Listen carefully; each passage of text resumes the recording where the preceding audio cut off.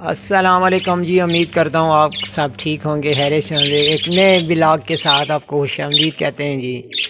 तो ये देखें जी, माशाल्लाह प्यारे प्यारे तोते, ये देखें।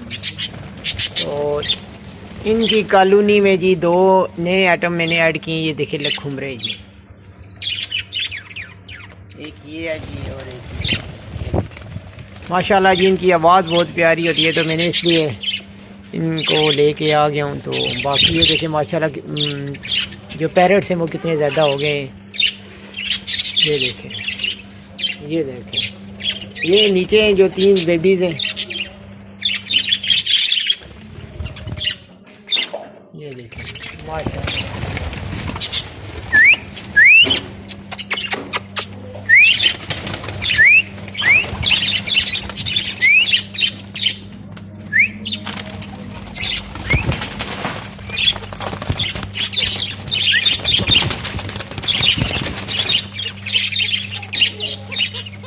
इसको पता नहीं क्या हो गया, जीन पड़ गया।